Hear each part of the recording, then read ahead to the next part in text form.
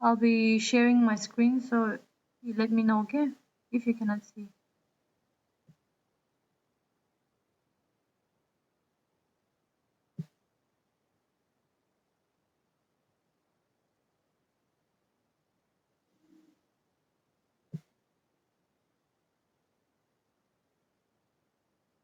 Can you see the screen? Yes, ma'am.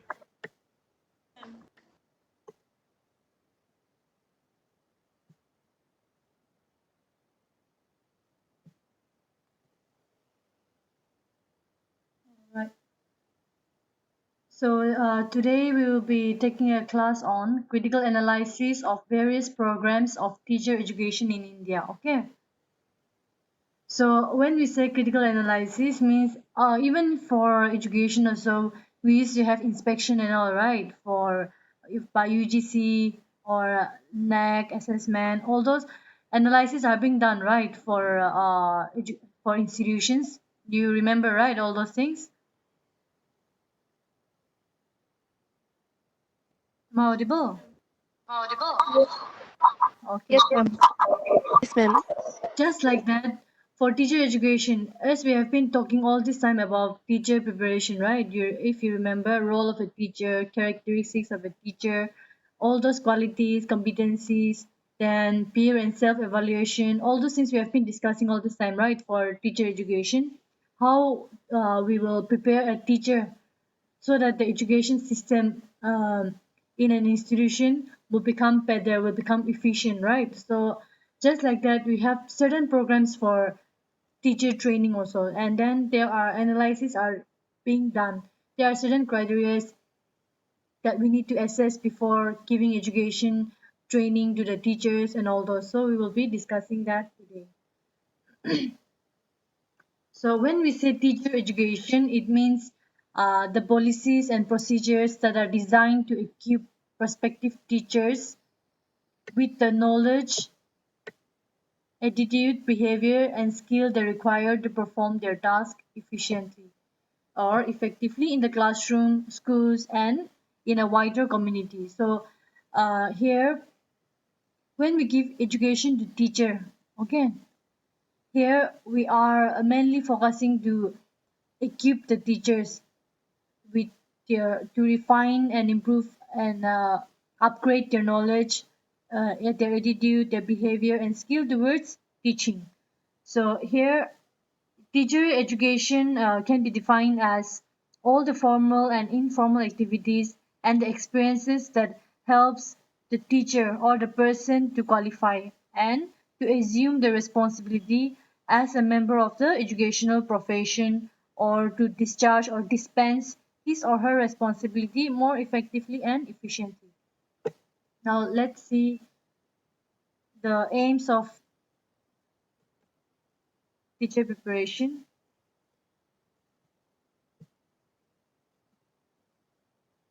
So the aims are, as I've listed, to develop the profession on sound ethical lines.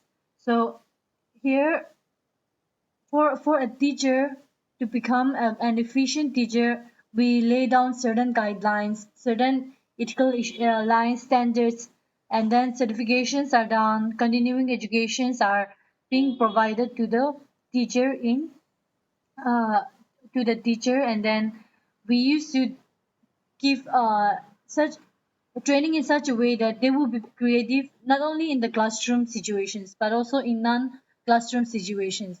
Not we don't just focus on the syllabus or the curriculum, but we also focus on non-classroom activities and non the other curricular extracurricular activities we used to focus.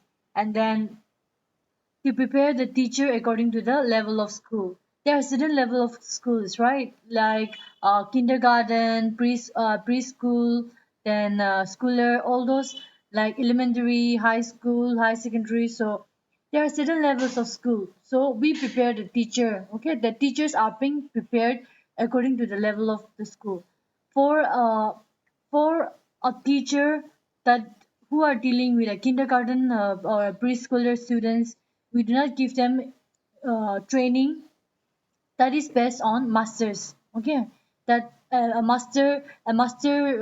degree holders will give education to a master, because the levels of educations are different. So according to that, trainings are being given. And then the next aim is to develop necessary skills and competencies that are needed for the preparation of the teacher.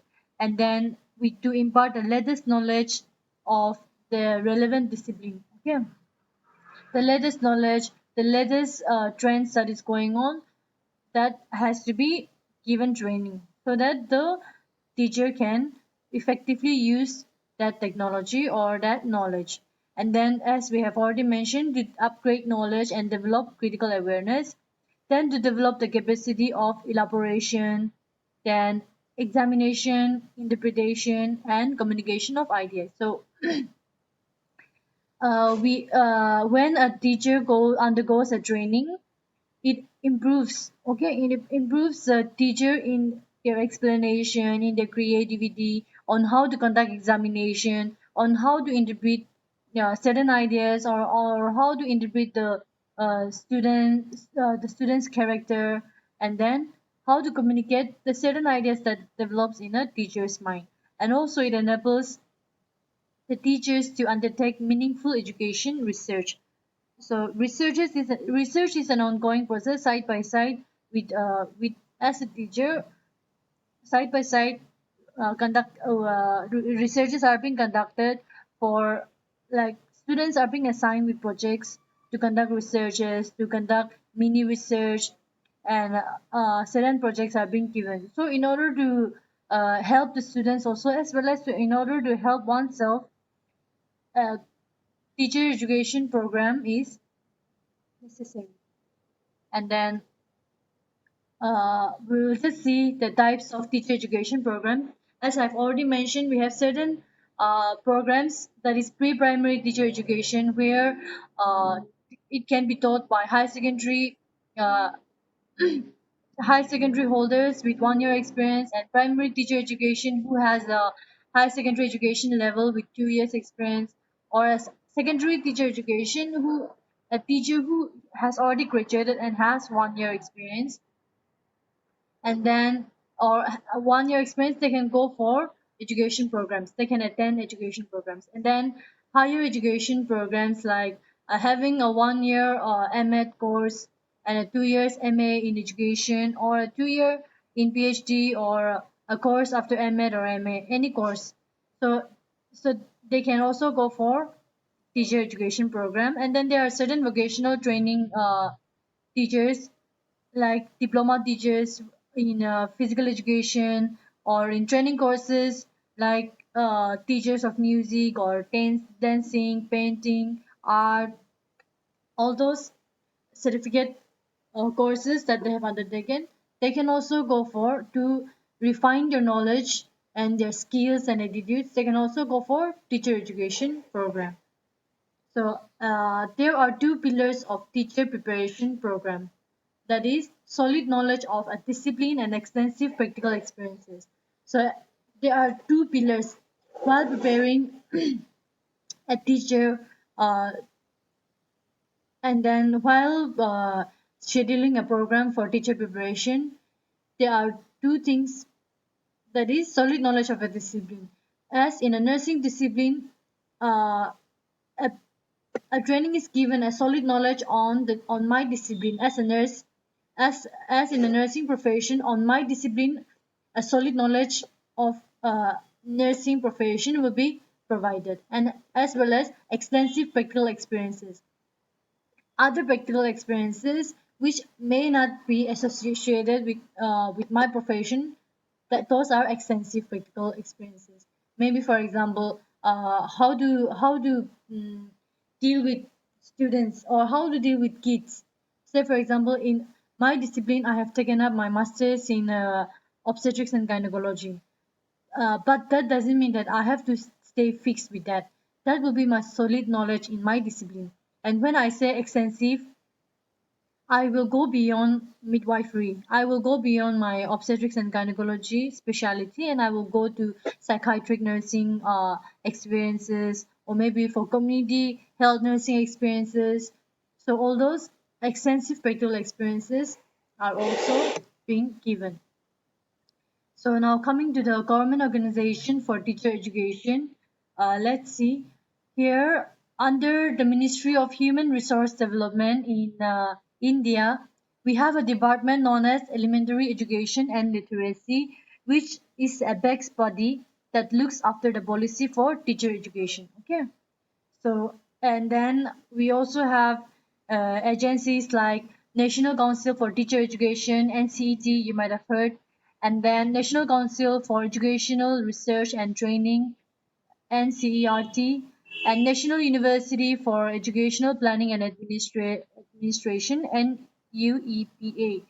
So these are the agencies. Okay, these are the agencies for teacher education that provides teacher education, and then they used to conduct continuing education programs for the school teachers, and also if a teacher in profession who wishes to go for B.Ed, M.Ed courses or any other such courses that we will be discussing,